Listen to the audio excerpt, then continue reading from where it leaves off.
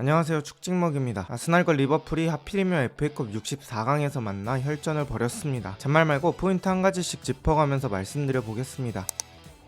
아스날은 조르지뉴와 라이스를 3선에 배치해 빌드업을 진행했습니다. 제주스의 부상으로 하베르츠를 원톱에 쓰면서 미드필더에 조르지뉴를 추가한 거죠. 아스날의 왼쪽 풀백은 키비오르가 출전했고 진첸코가 인버티드 풀백처럼 안으로 파고들던 것과 달리 키비오르를 넓게 배치하면서 빌드업을 진행했습니다. 그리고 조르지뉴와 라이스는 일자로 서는 것이 아니라 교대로 대각선으로 위치했습니다. 이 배치가 빌드업을 나갈 때 효과적인 구조가 되었습니다. 실제 경기 상황입니다. 살리바, 라이스, 조르지뉴가 삼각형을 만들면서 리버풀의 압박을 빠져나오기 쉬운 구조로 만듭니다. 살리바가 라이스에게, 라이스가 조르지뉴에게 공을 주며 압박을 빠져나옵니다. 오늘 조르지뉴와 라이스는 좌우 가리지 않고 움직여주면서 선수들의 연결고리 역할을 하려고 했습니다. 조르지뉴는 왼쪽으로 이동해서 마갈량이스와 키비오르를 이어줍니다. 키비오르가 빌드업에 장점 있는 선수가 아니다 보니까 조르지뉴가 후방 빌드업을 보조하는 건 나름 아스날에게 효과적이었습니다.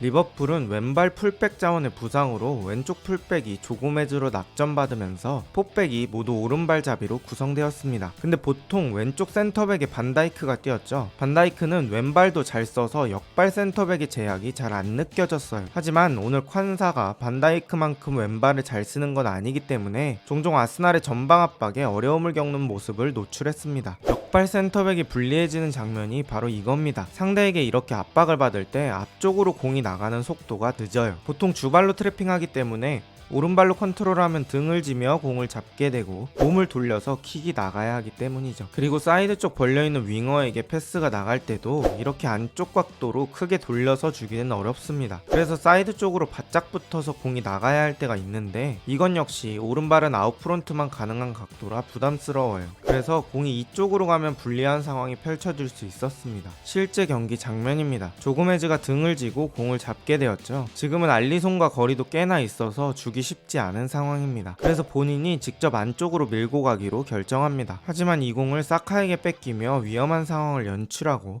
하베르츠의 컷백이 이어집니다. 컷백 후 우당탕탕 상황에서 외대구르의 슈팅이 골대에 맞습니다. 왼쪽으로 몰아낸 뒤 전방 압박으로 절호의 찬스를 맞았던 아스날입니다. 아스날은 아까 장면에서 힌트를 얻고 리버풀을 계속 그쪽으로 몰아세웁니다. 이번엔 알리송까지 나와서 존스를 지원해봅니다. 존스가 뒤로 공을 내줄 때 하베르츠가 타이트한 압박을 들어갑니다. 알리송이 위험해서 탈출하는 방법은 공을 밖으로 걷어내는 방법밖에 없었죠. 리버풀이 모두 오른발 센터백이라는 점을 파고들어 아스날이 이득을 볼 때가 있었습니다.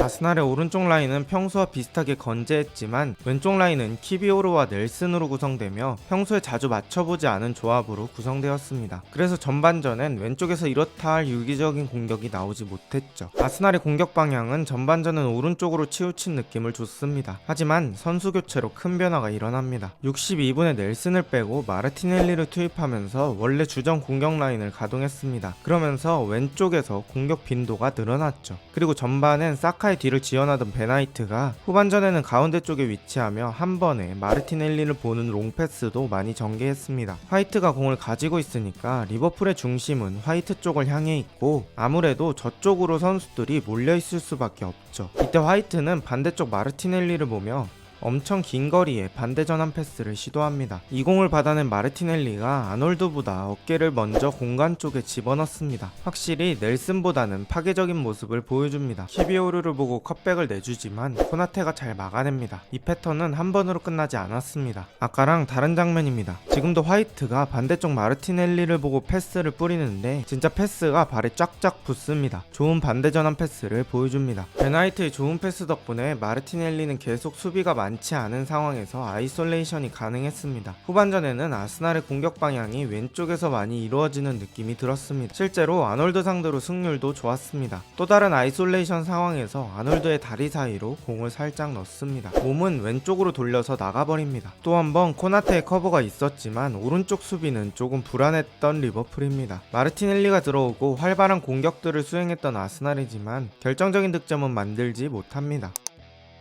리버풀은 아프리카 네이션스컵 때문에 대표팀으로 간 살라의 공백을 메꾸기 위해 엘리엇을 우잉에 배치했습니다. 엘리엇은 지난 카라바오컵 8강전에서 우잉으로서의 가능성을 보여줬습니다. 아예 처음 하는 자리도 아니기 때문에 기대했죠. 엘리엇은 학포와 자리를 바꿔가며 공간을 만들려고 많이 노력했습니다. 하지만 실제 경기에선 살라만큼 공을 오래 갖고 있지 못했고 오른쪽 공격은 살라가 있을 때만큼 잘 작동하지 못했습니다. 하지만 리버풀엔 게임 메이커가 있었습니다.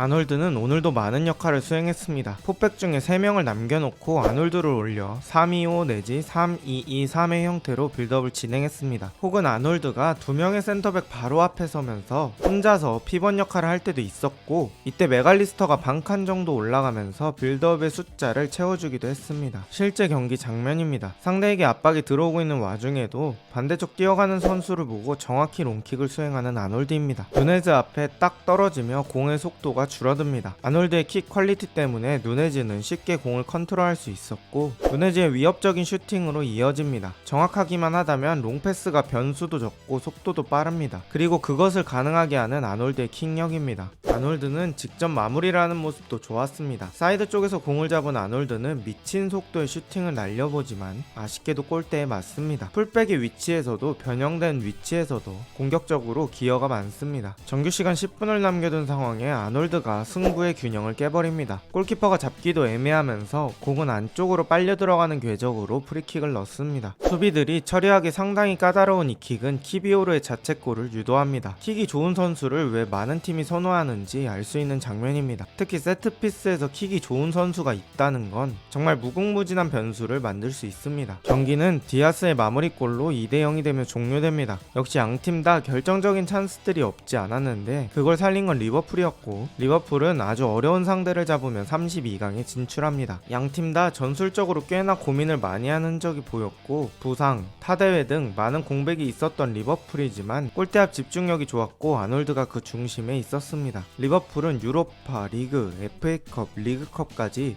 모든 대회에서 우승 가능성을 남겨뒀습니다. 과연 리버풀이 이번 시즌 몇 개의 우승컵을 차지할 수 있을까요? 비슷한 영상이 궁금하시다면 구독 한 번씩 부탁드립니다. 오늘 영상은 여기까지고 저는 축직먹이었습니다. 좋은 하루 되세요.